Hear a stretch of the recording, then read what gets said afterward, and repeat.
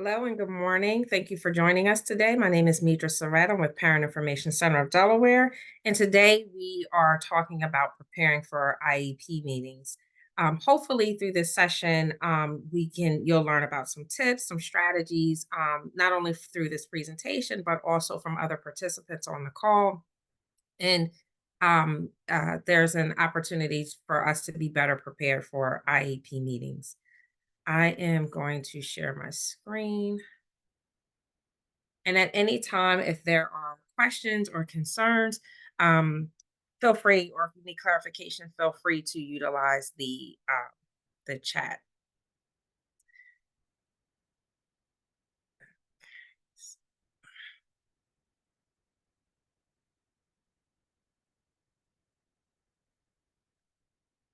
Okay, so a little bit about Parent Information Center of Delaware. We're a statewide nonprofit organization providing information, education, and support to families of children with disabilities or special healthcare needs, their families, caregivers, and professionals who serve them. And we do this in a number of ways. We do this through trainings, such as the one that you're participating in today. We do this through partnerships, one on one consultations to youth, families, and professionals. Anytime that you have a question or concern about your child's education, about your child's disability, accessing resources and services, you can always give us a call, and our staff are more than happy to provide those resources and information to you. And so today, as I mentioned, we are going to be discussing some strategies that can be useful for preparing when preparing for IEP meetings. And again, please share your tips and your strategies as well, because could be helpful to everyone. There might be something that you do that helps you with preparing for your child's IEP meeting or your student's IEP meeting that other families may find beneficial as well. And so, just to level set, what is an IEP? And so, IEP is an acronym for Individualized Education Program. It's a written legal document that is designed to meet a child's unique educational needs. It lays out the program of special education, instruction, support, accommodations, and modifications. And we always like to level set just so we're all on the same page in terms of what an IEP is. It is not a plan. It's a program. And so we are looking at a student's needs and what are the needs that require um, goals and modifications and accommodations in the IEP within their educational program. So it is more than a plan. A lot of times you might hear that the IEP is a plan, and understandably so. The way that the document is laid out, it looks like a plan, but it's actually a lot more than that. Um, the intent and the spirit of the IEP and the way that it was written and the way that it is written and designed, it really is an educational program for our children. So always like to level set from that perspective because it's more than a document. It is in fact a program for our kids. And so things that we want to make sure that we're doing when we're preparing for IEP meetings before, during, and after. We want to make sure we're asking questions, being open to information, focusing on the end goal, and understanding our rights and responsibilities, as well as the school's rights and responsibilities as well. That's always good to when walking into IEP meetings because then helps us to manage our expectations. And so when preparing for the IEP meetings, we want to just take a step back for a second, making sure that we understand our child's strengths and weaknesses. And as parents, we do. We see where the places where our children may be struggling. We also know what they do well and what their strengths are. And so while the IEP oftentimes can feel like it's focused on our child's needs and their deficits, we also want to make sure that we are very intentional of bringing to the forefront what they do well and their strengths because in many instances, excuse me, the our children's strengths can help in the areas where they have deficits. Know the key players. Who's whom in the IEP meeting? Who's been invited to the IEP meeting? When you receive the notice of meeting, take a look and see who's been invited to the meeting. General education teacher, the special education teacher, are there related services staff that are there? Speech therapists, occupational therapists, other staff or other professionals that can provide information that's relevant to your child. Taking a look prior to the meeting at the invitation of meeting to see who's there can also help to identify what's going to be discussed in the meeting. If there's someone that's not listed on the meeting and you think they should be there, that's a good opportunity to reach out to the spec ed coordinator, special education coordinator, or whomever sent the notice of meeting to inquire about additional staff that may be available or that you would like to participate in that meeting. And that's for a few reasons, right? So if I have a concern about my child's speech or their occupational therapy, I want to make sure that the individuals who have the knowledge and expertise have knowledge about my child, have been working with my child, or at least have knowledge in that particular area, are present in that meeting so we can have that discussion. Know your rights and responsibilities. So the procedural safeguards are always sent with the notice of meeting and typically sent most times that there's communication from the district.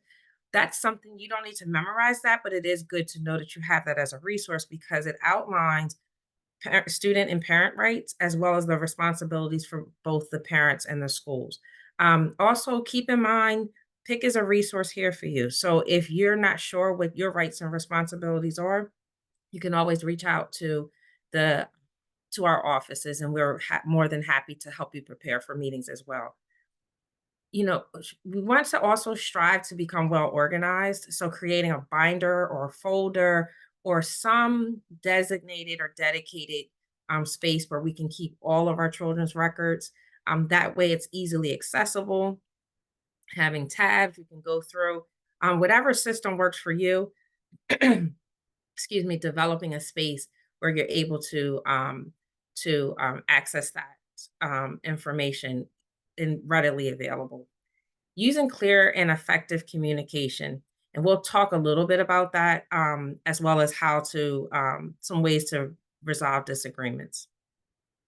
And so, in other words, keeping the focus on who the star is, who are the players, what are the rules, how do things work around here, what's the process, and what's the process in navigating an IEP meeting, what happens if I disagree, what happens if I agree with some portions in the IEP but not other portions in the IEP, what are my rights, what's the plan of action.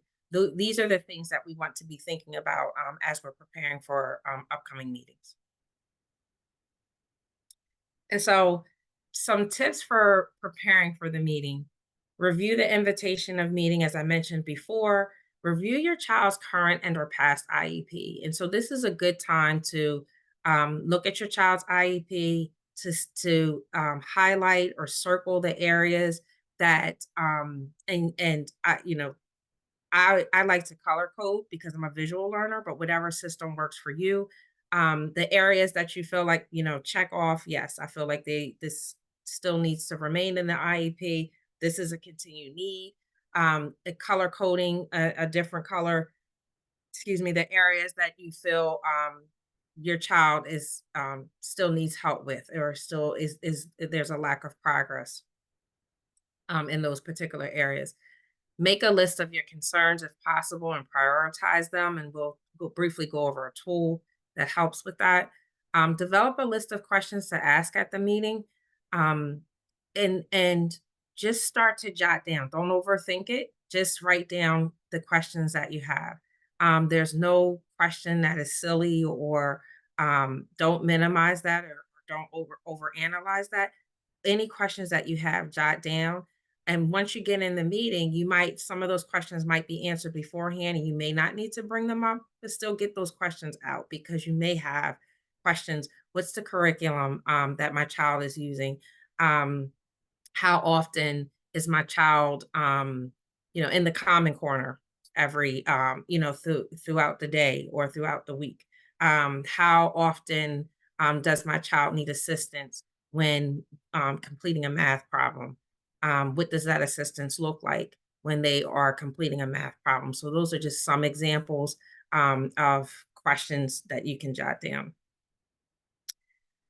If applicable, review your child's evaluation results. So if this is a meeting where you're discussing and reviewing the evaluation summary report or ESR, you want to make sure that you have time to review that prior to the meeting. So you ask the team ahead of time for copies of the evaluation report or the evaluation summary results, whatever those evaluations are, so you have an opportunity to review that before the meeting and jot down questions that you may have or highlight throughout the evaluation so you can bring that up in the meeting. Consider ways to involve your child in planning for their IEP, sitting down with them. What's working for you? What parts of, who are there particular teachers or is there something that Miss or Mr. So and so does that is helpful for you?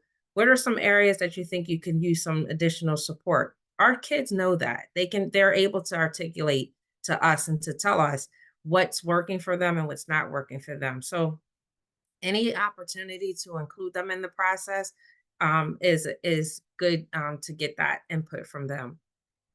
Consider bringing someone with you for support, a partner, spouse, relative, friend, advocate, whomever. Um, if for those of us that have participated in an IEP meeting, no matter if it's your first or your 15th, it can be an overwhelming experience. Um, it can be an emotional experience. And so having that support can help in a number of ways. It doesn't matter for myself, how many times I write questions down or I jot things down, I could still go in a meeting and forget. Especially if the conversation takes a different turn or we're talking about something else, I might forget. So if you have that available, that resource or that support available to you, consider bringing someone to the meeting. So during the meeting, we want to share or have our children share visions about our child.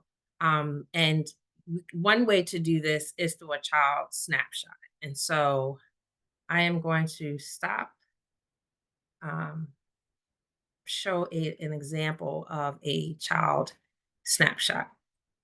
So this was actually developed by one of our staff who is a parent of a awesome uh, young boy named Case, and she developed this snapshot to share with the school. Then this is something that's optional in terms of a snapshot, but it gives it just a little bit about her about Case, right? And he's able to contribute to this as well because he can say what he loves to do. A little bit about himself. And so this is a great way to share information about our children in the IEP meeting. And if you work together with your child, then they can, it's a great activity for them to share information about themselves. And this is something that schools often are doing with our children in the beginning of the year anyway. So it's a great opportunity to share this information in the IEP meeting in the IEP meeting. So this is an example here. And then I'm going to show you one other example of a snapshot, just to get an idea of how they look very different. So here's a different one that was done by another parent.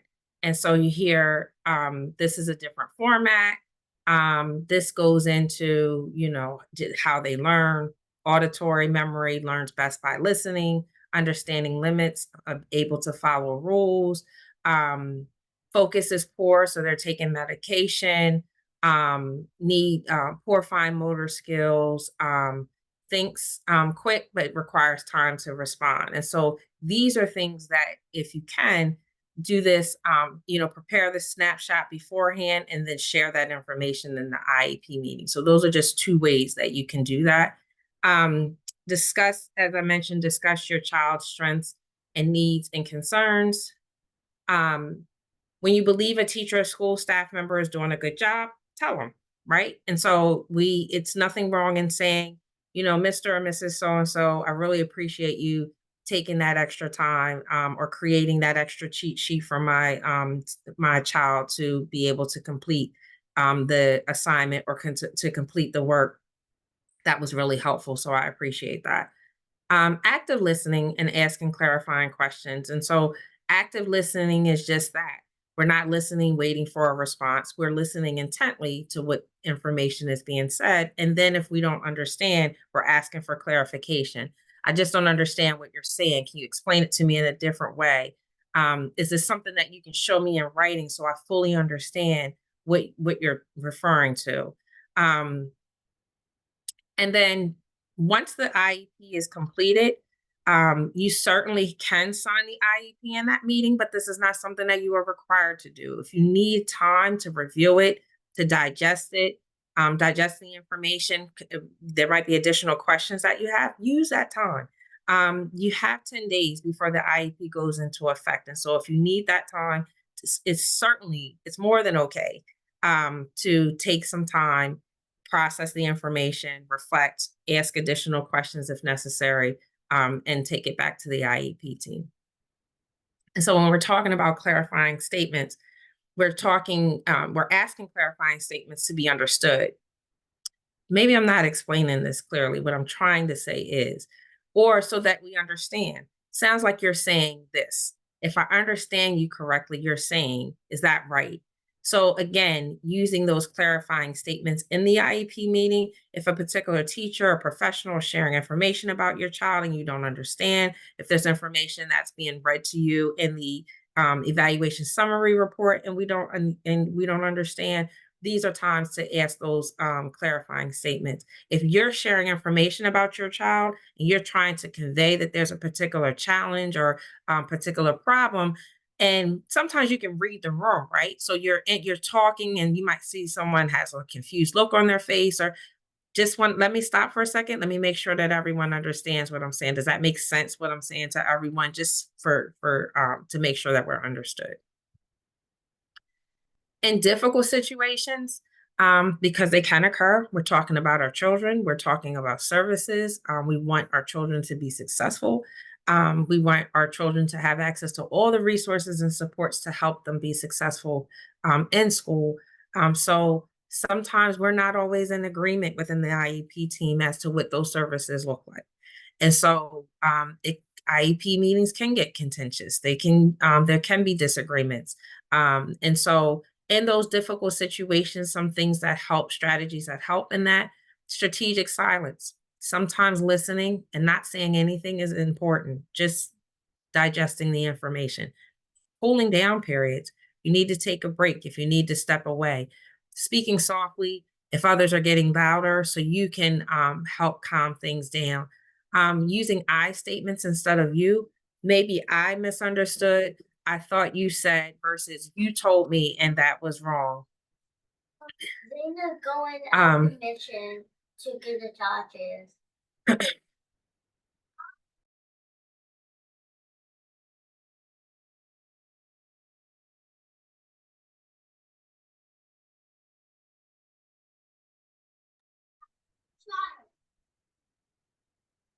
Okay, so then after IEP meetings, review the IEP and write down any follow-up questions that you have, and then keep up with your child's progress. And so here's an IEP team meeting planner. And so this can be found on our website. We'll also make sure that there's a copy available to you. And this is just one tool to be able to address your concerns. Write down your concerns, prioritize them. When you first work on this document, don't worry about making it pretty or anything. Just get your concerns down, right? Because a lot of times we know what concerns we have. We have those concerns in our mind or things that we want to address. And so we definitely want to make sure that we address those and we write those down. So there's an opportunity to do that. Use your power, because the most common way people give up their power is by thinking they don't have it. And so they and so you as a parent, you as a student, you as a caregiver, um, this can be a very intimidating process, but you have the power to help this process and to help our children to become more successful. You are a critical part of the IEP team, and so while it can be discouraging sometimes for some, um, no, just know that the way that we give up our powers by thinking we don't have any.